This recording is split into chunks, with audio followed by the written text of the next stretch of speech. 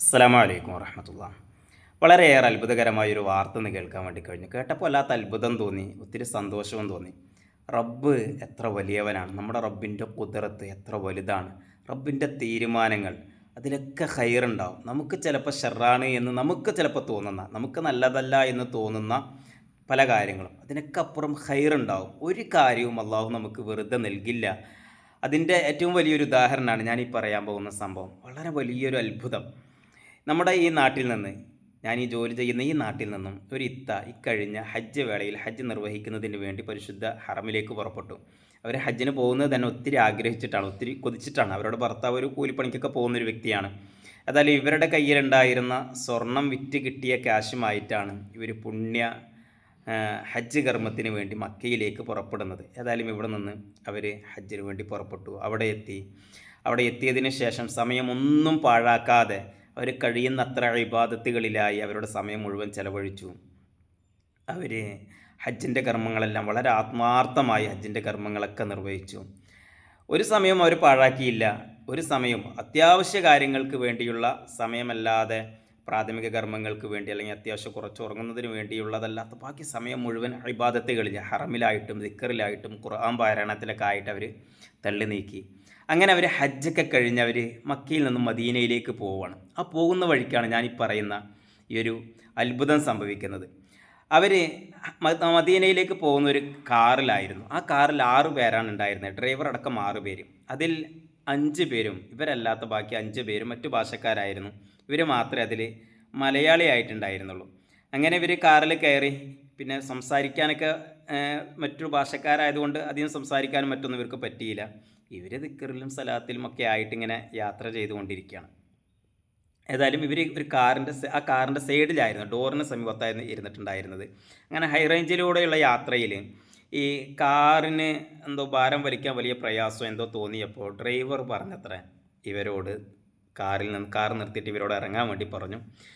അടുത്ത വരുന്ന ബസ്സിൽ കയറി വരാൻ വേണ്ടി പറയുകയും അദ്ദേഹം ഇവരെ ബേക്കിൽ വരുന്ന ബസ്സിൽ കയറ്റി മദീനയിലേക്ക് അയക്കുകയും ചെയ്തു എന്നാണ് ഇവർ പറയുന്നത്. ഇവരൊക്കെ അത് ഇറങ്ങിയപ്പോൾ പെട്ടെന്നൊരു സ്ഥലത്ത് നിന്ന് യാത്ര തുടങ്ങിയിട്ട്, മദീന ലക്ഷ്യം വെച്ചിട്ട് യാത്ര തുടങ്ങിയിട്ട് മദീന എത്തുന്നതിന് മുന്നേ അവിടെ വെച്ച് ഇറങ്ങേണ്ടി വരികയാണല്ലോ. അപ്പോൾ പെട്ടെന്ന് ആർക്കായാലും ഒരു ചെറിയൊരു വിഷമമൊക്കെ ഉണ്ടാവും. പിന്നെ ഇവർക്ക് ഇതിലുള്ള ആരുമായിട്ടും സംസാരിക്കാനും മറ്റൊന്നും കഴിയുന്നില്ല, കാരണം ഭാഷ അറിയാത്തത് കൊണ്ട്.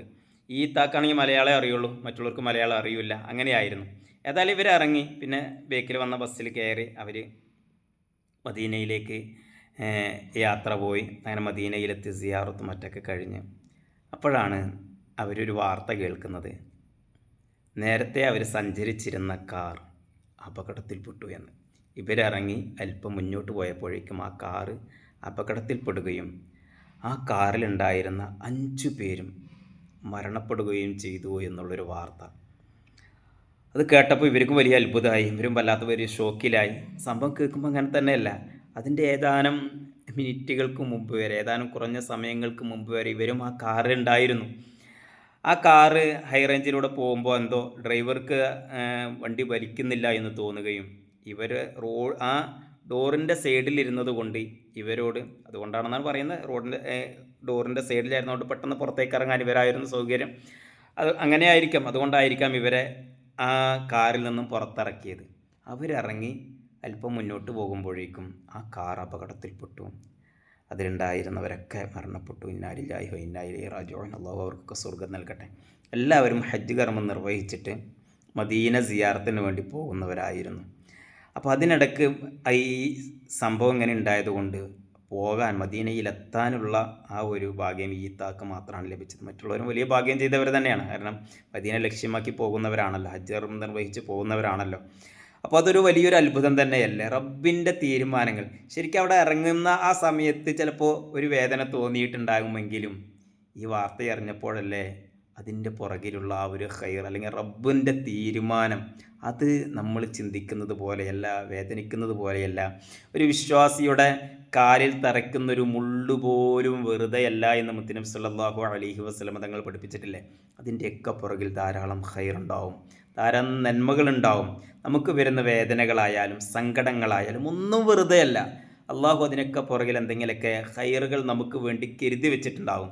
ഈ പരലോകത്ത് ചെല്ലുന്ന സമയത്ത് മഹ്ശറിൽ ചെല്ലുമ്പോൾ മനുഷ്യൻ്റെ നന്മ തിന്മകളൊക്കെ ഇങ്ങനെ നോക്കിക്കാണുമ്പോൾ തിന്മകളൊക്കെ ഇങ്ങനെ കൂടുതൽ കാണുന്നുണ്ട്.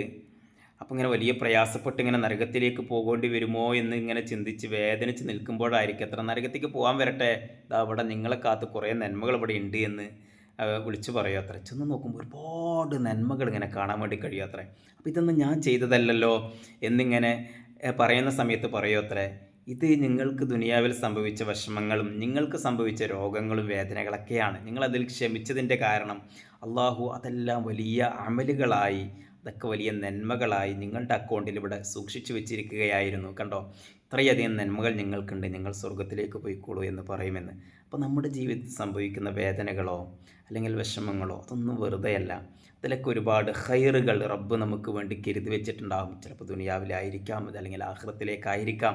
അതുകൊണ്ട് എല്ലാത്തിനും ക്ഷമിക്കാനും നന്മകൾ സംഭവിക്കുമ്പോൾ, ഗുണങ്ങൾ സംഭവിക്കുമ്പോൾ അവിടെ ശുക്ർ ചെയ്യാനും നമുക്ക് കഴിയണം. അജബല്ലി അംരിൽ മുഅ്മിൻ ഇന്ന അംറഹു കുല്ലഹു ലഹു ഖൈർ. മുഅ്മിൻ്റെ കാര്യം എന്തൊരത്ഭുതമാണ്, വിശ്വാസിയുടെ കാര്യം എന്തൊരത്ഭുതമാണ്.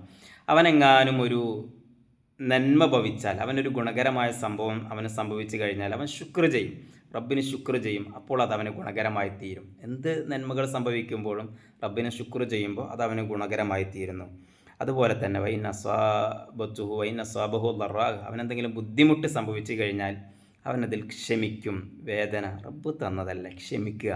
പ്രയാസം, വിഷമം റബ്ബ് തന്നതല്ലേ, റബ്ബിന് വേണ്ടി അങ്ങ് ക്ഷമിക്കുക. ദുനിയാവിൽ നമ്മൾ അടിച്ചു പൊളിച്ച് ജീവിക്കാൻ വന്നതല്ലല്ലോ, ഇവിടെ പ്രയാസങ്ങളും ബുദ്ധിമുട്ടുകളൊക്കെ ഉണ്ടാവുമല്ലോ, അതൊക്കെ ക്ഷമിക്കണമല്ലോ. അങ്ങനെ ക്ഷമിച്ചാലാണല്ലോ റബ്ബിനടുക്കൽ സ്വീകാര്യതയുണ്ടാവുക, ആഖിറത്തിൽ വിജയിക്കാൻ കഴിയുക. റബ്ബിൻ്റെ തൃപ്തിക്ക് വേണ്ടി അതൊക്കെ ക്ഷമിച്ചു കഴിഞ്ഞാലോ അപ്പോഴും അത് അവന് ഗുണകരമാണ് എന്ന് മുത്തുനബി പഠിപ്പിച്ചിട്ടില്ലേ.